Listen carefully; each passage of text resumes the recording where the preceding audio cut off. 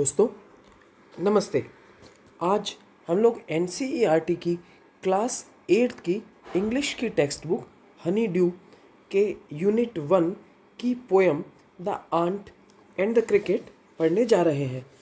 इस कविता को मैं आपको हिंदी में पूरी तरह से समझाने का प्रयास करूँगा। ये कहानी चींटी और झिंगुर के बीच हुए वार्तालाप की है, जिसमें झिंगुर जो एक आलसी जीव था, जिसने अपने अच्छे समय को गाकर व्यर्थ किया और भविष्य के लिए कुछ भी काम नहीं किया, इस तरह से बताया गया है। आइए पढ़ते हैं the ant and the cricket. A fable is a story often with animals as characters. एक फेबल जो होती है, जिसे हिंदी में लोक कथा या काल्पनिक कथा कहा जाता है, एक कहानी होती है जिसमें जानवरों को पात्र के रूप में, एक्टर के रूप में, चरित्र के रूप में प्रस्तुत किया जाता है।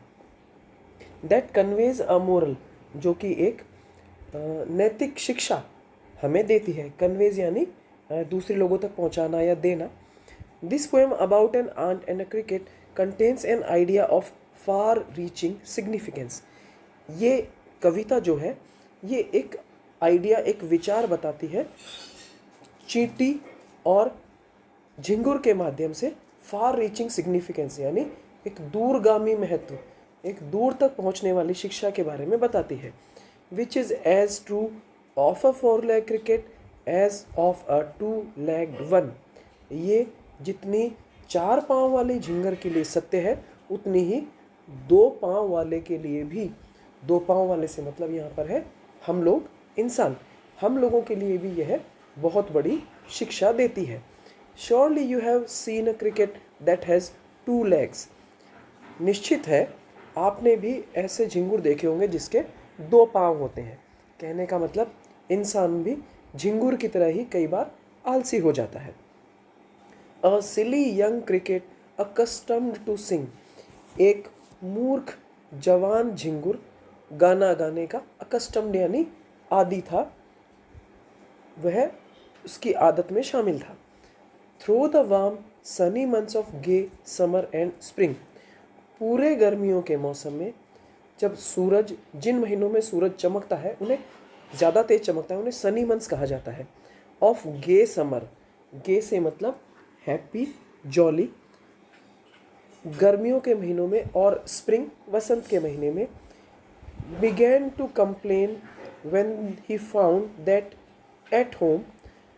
शिकायत करने लगा जब उसने घर पर पाया his cupboard was empty and winter was come. उसकी अलमारी खाली पड़ी है और सर्दी आने को है। नॉट अ क्रम टू बी फाउंड। क्रम यानी ब्रेड, बिस्किट या रोटी का टुकड़ा। उसे एक भी रोटी का टुकड़ा नहीं मिला। On the snow covered ground. जमीन जो कि जिस पर बर्फ़ बिछी हुई थी, बर्फ़ के आवरण से ढकी हुई थी। Not a flower could he see. वह एक फूल भी नहीं देख पाया। Not a leaf on a tree. पेड़ पर एक भी पत्ती नहीं थी। Oh what will become says the cricket of me. Oh अब क्या होगा, क्रिकेट ने कहा ऑफ मी, मेरा। कहने का मतलब क्रिकेट ने कहा अब मेरा क्या होगा। At last by starvation and famine made bold. लेकिन अंत में भूखा रहने से और अकाल से उसको बहादुरी मिली, उसने बहादुरी दिखाई, वह बहादुर बना। All dripping with my wet. बारिश के पानी में भीगते हुए। And all trembling with cold. और सर्दी से ठिठुरते हुए। Away he set off to a miserly ant. वह एक कंजूस, मिजरली यानी कंजूस, आंट यानी चींटी के पास पहुंचा। यहाँ पर सेट ऑफ एक फ्रेजल वर्ब है, जिसका मतलब है टू डिपार्ट या रवाना होना। To see if to keep him alive he would grant him shelter for rain. यह देखने के लिए कि क्या उसे ज़िंदा रखने के लिए वह उसे बारिश में आश्रय देगी। And a mouthful of grain. और मुंह भर निवाला, मुंह भर, यहाँ पर देखिए वर्ड है माउथफुल। माउथफुल से मतलब होता है मुंह भर कर। जैसे हम लोग एक रोटी का ग्रास खाते हैं या कौर खाते हैं तो उसे माउथफुल कह सकते हैं। ये ड्रिंक भी हो सकता है और फूड भी हो सकता है। इसी तरह का एक और टर्म होता है हैंडफुल, जिसका मतलब होता है मुट्ठी भर। तो यहाँ पर माउथफुल वर्ड यूज़ किया गया है, इसका मतलब मुंह भर के खाना। He wished only to borrow, वह सिर्फ उधार लेना चाहता था। He would repay it tomorrow, वह कल इसे वापस कर देगा। इफ नॉट, यदि नहीं, he must die of starvation and sorrow, वह ज़रूर भूख और दुख से मर जाएगा। Says the ant to the cricket, I am your servant and friend. चींटी ने झिंगर से कहा, मैं तुम्हारी दोस्त और नौकर हूँ। But we ants never borrow, we ants never land.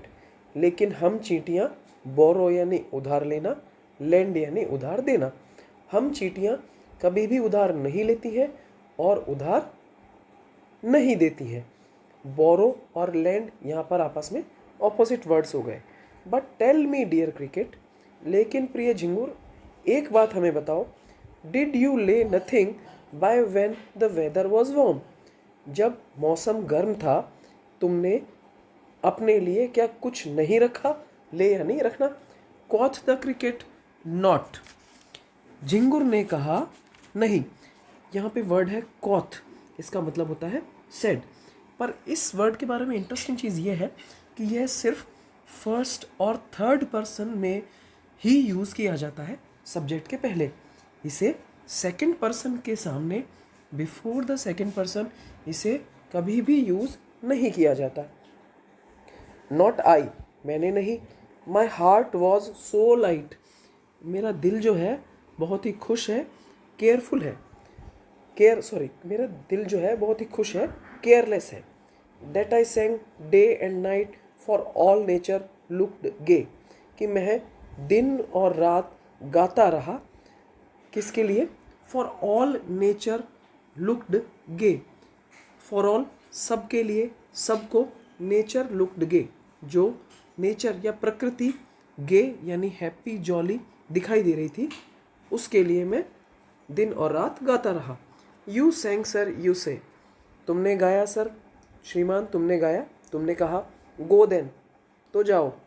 Says the aunt, चींटियों ने कहा।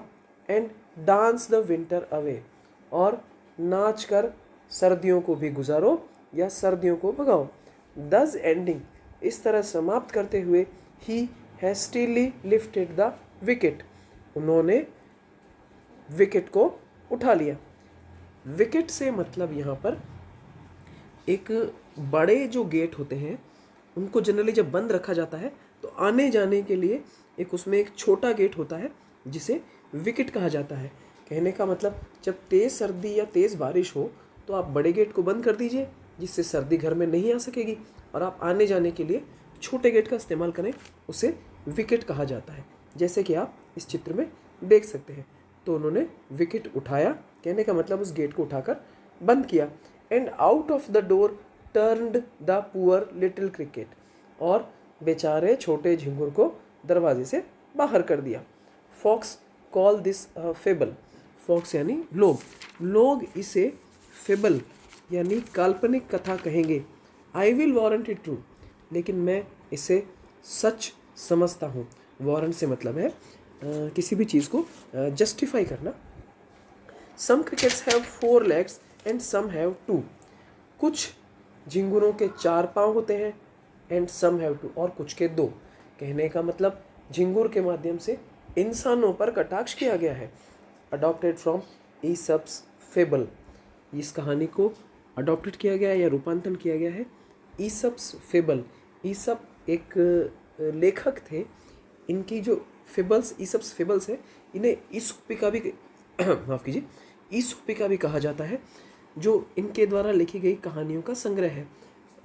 इसका मैं एक और उदाहरण दे दूँ आपको, the fox and the grapes, ये भी ईसोपिका से ली गई है, और इनका जीवन काल लगभग 620 से 564 BCE के आसपास का माना जाता है। BCE से मतलब बिफोर क्रिश्चियन इरा। ये पुराने ग्रीस के रहने वाले थे, और वहीं पर इनकी कहानियों का संग्रह अभी भी उपलब्ध होगा। तो दोस्तों, आज ये कहानी हमने पढ़ी और इसके क्वेश्चन आंसर्स हम लोग नेक्स्ट वीडियो में डिस्कस करेंगे। यदि आपको यह चैनल अच्छा लगे और तो आप इसे लाइक, शेयर और सब्सक्राइब जरूर करें। यदि आपको इसमें कुछ कमी महसूस होती है तो कृपया कमेंट बॉक्स में ज़रूर लिखें। सभी प्रकार की शिकायतों और सुझाव का हम लोग स्वागत करेंगे। धन्यवाद।